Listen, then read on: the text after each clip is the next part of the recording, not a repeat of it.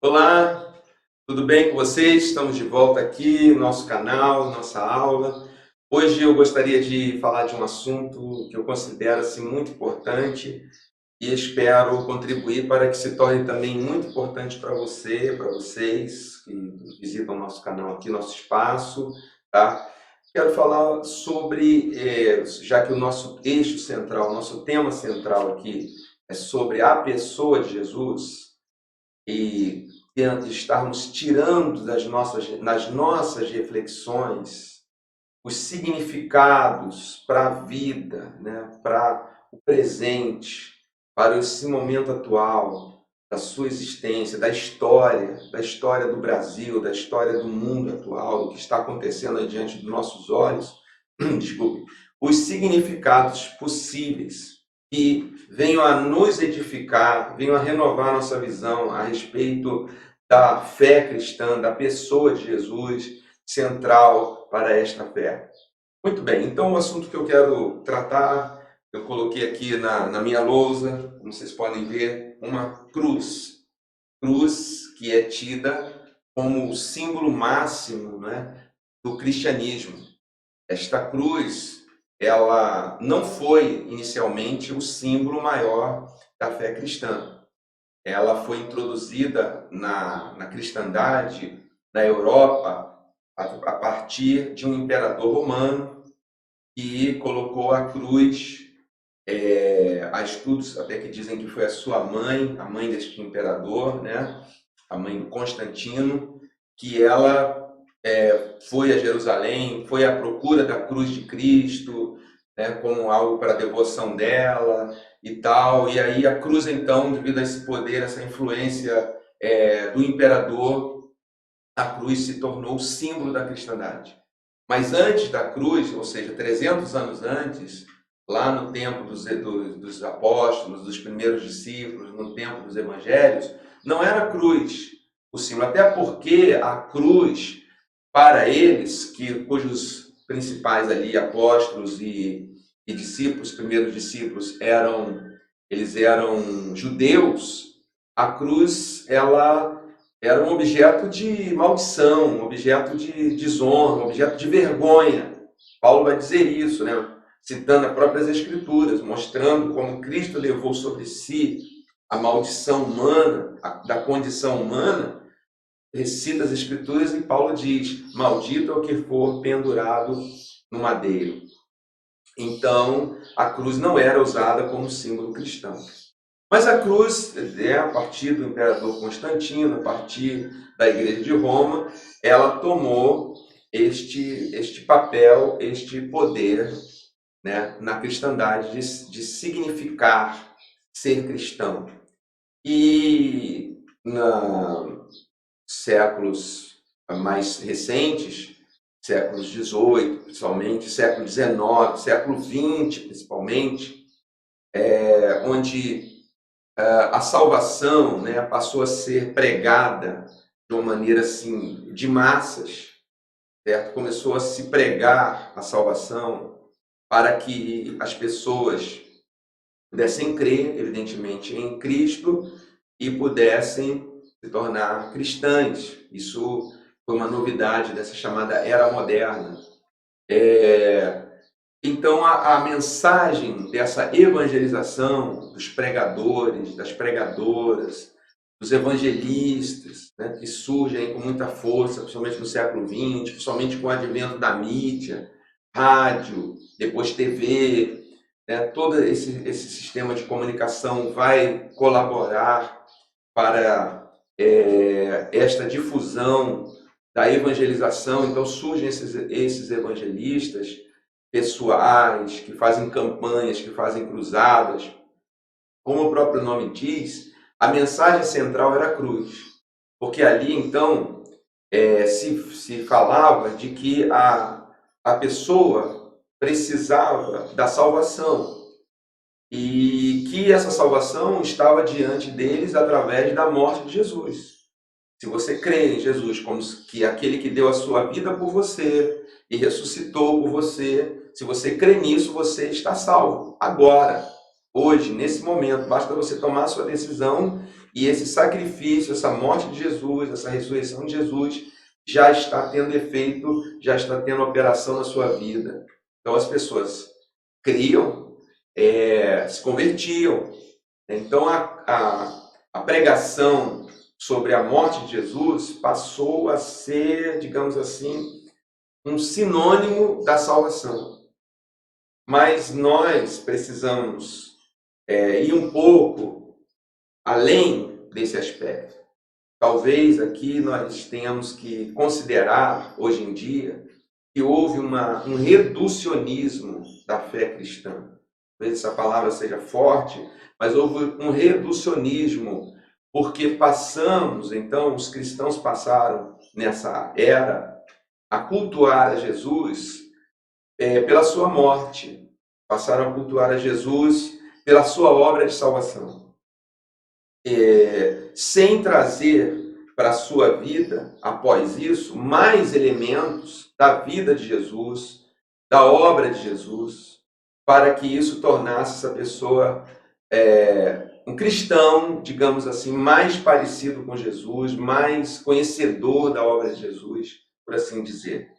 Então, por isso é importante nós considerarmos a encarnação de Jesus. Daqui a um mês, nós estamos em novembro, daqui a um mês, né, tem essa data no calendário aí mundial, Natal, que para nós cristãos significa o nascimento de Jesus, a vinda de Jesus. E tem passado também, não quero entrar nesse assunto da celebração ou não de Natal, se a data é esta ou não, se realmente nós cristãos devemos considerar isso ou não. Vamos considerar a Páscoa, porque, veja, de novo, né, a Páscoa vai nos remeter à cruz, vai nos remeter ao sacrifício de Jesus, à salvação. A garantia da minha salvação está na morte de Jesus.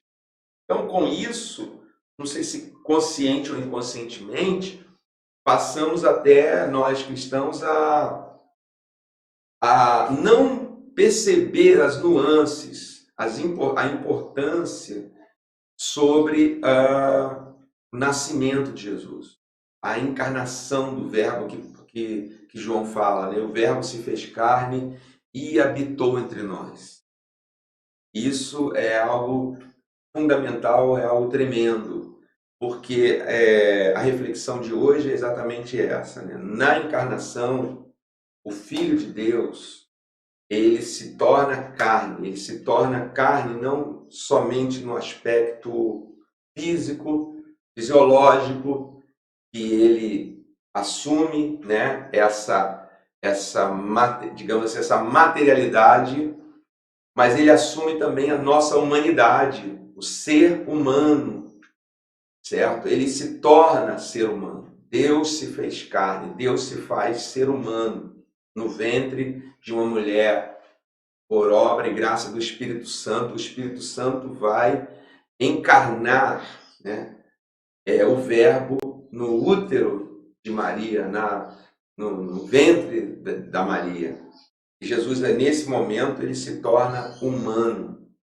Bom, existe aí muita coisa que nós também agora não vamos entrar nesses detalhes, desde os pais da igreja. Os pais da igreja tiveram, só aqui um adendo aqui, os pais da igreja nos primeiros séculos, os primeiros 300, 400 anos da cristandade ocidental, oriental e ocidental, eles tiveram que tratar com isso.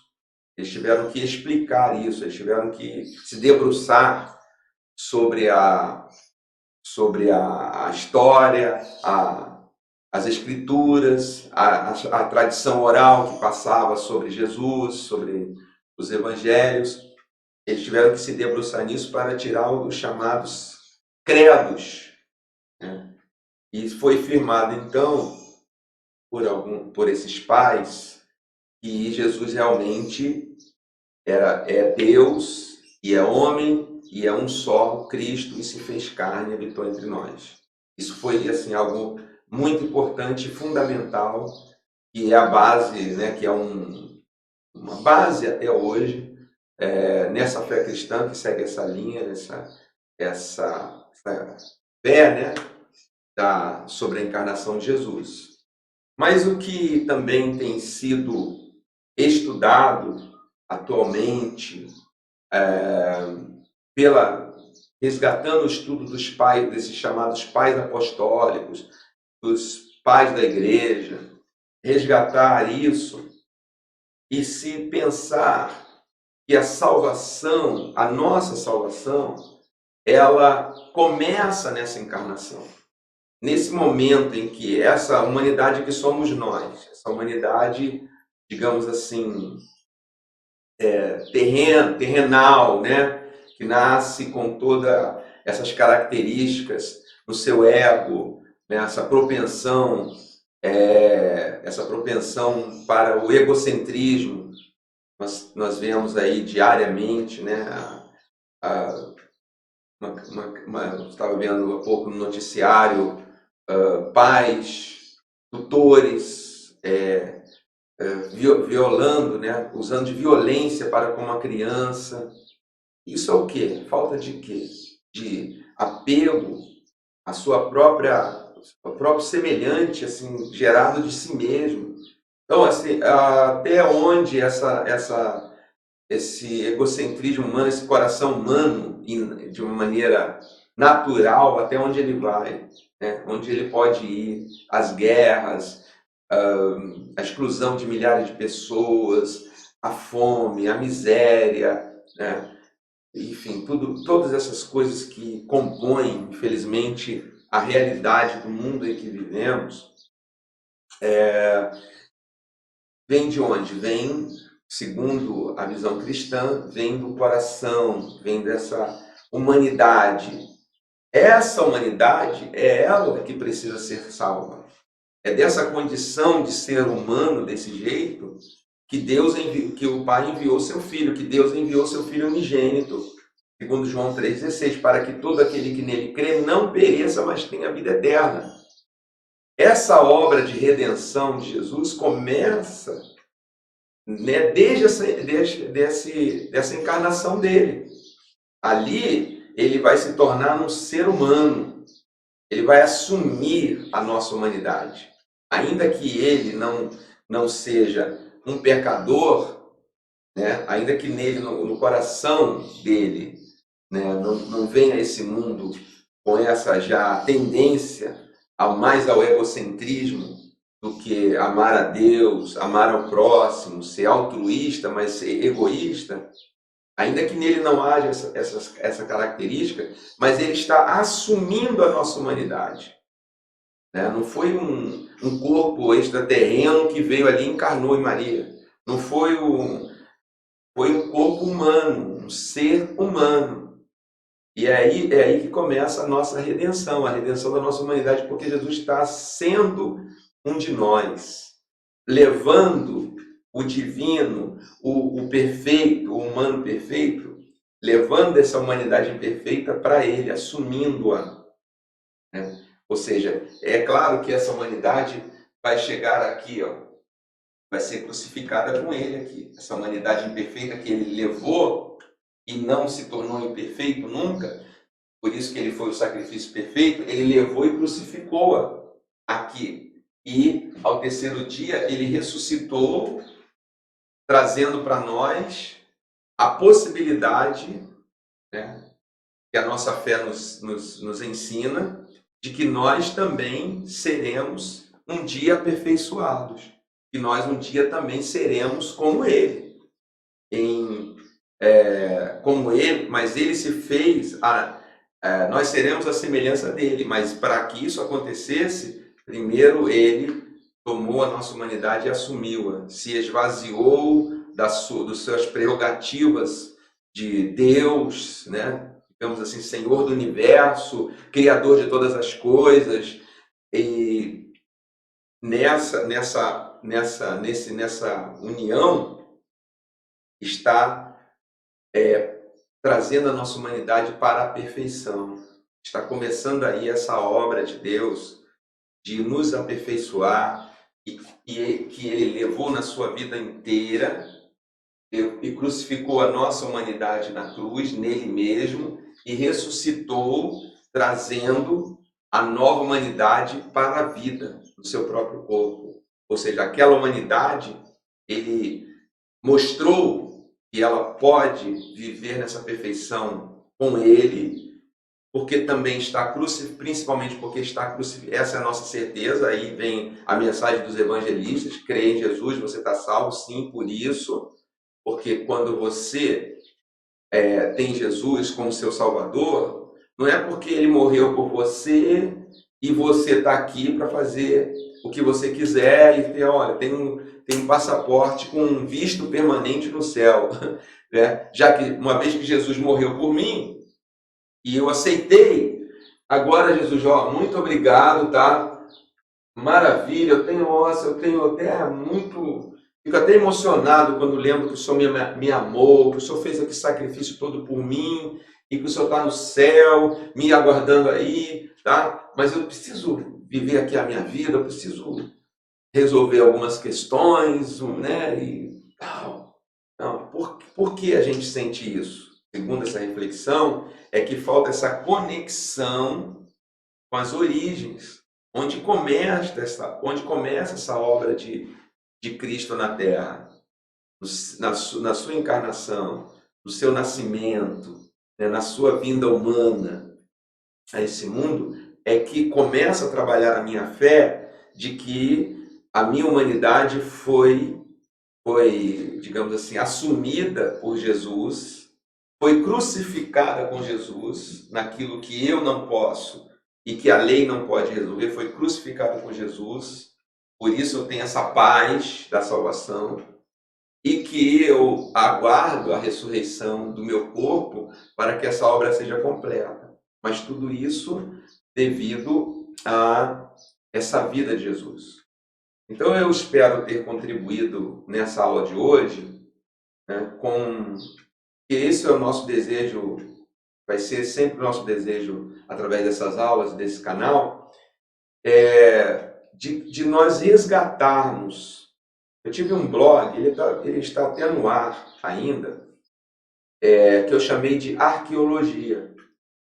Porque a arqueologia é uma ciência que se ocupa de procurar a materialidade do passado. Como foi a Terra no passado, como foi os seres, a sociedade do passado. Isso tudo está, os séculos, né, as eras que se passaram, em tudo isso, está escondido, está oculto. O arqueólogo vai lá e de repente ele vê que para nós é uma pedra, ele falou: isso pode ser a ponta de uma torre, de uma sociedade, uma civilização de 3.000 anos atrás. E ele começa a cavar e vai encontrando a matéria, um jarro, um vaso, uma ponta de flecha, alguma coisa que vai indicar quem eram aquelas pessoas, quem era aquela civilização. Então eu refleti sobre isso, sobre a arqueologia, dessa necessidade de fazer-se hoje uma arqueologia para a nossa fé cristã. Buscar, né, aí no que foi sedimentado, coberto, né, durante séculos de práticas e crenças cristãs, e muitas vezes para nós é só um Natal, é só um nascimento de Jesus, é só alguma coisa assim, mas a gente precisa cavar, a gente precisa ver, né, outra vez o que era a originalidade disso, a profundidade disso, da onde isso veio, para onde isso quer nos levar, certo? Então esse também é um dos objetivos deste canal, e essas reflexões, essas aulas nos levarem a isso. Eu espero que hoje tenha contribuído para que você possa também começar a fazer suas escavações, né? Possa começar a olhar o ambiente em que você vive e descobrir coisas que talvez, como Deus disse a Jeremias, né? Clama a mim e responder-te-ei e anunciar-te-ei coisas grandes, belas, que ainda não sabes. Então, por hoje ficamos aqui. Um grande abraço e agradeço mais uma vez por terem estado aqui em nossa sala de aula. Muito obrigado.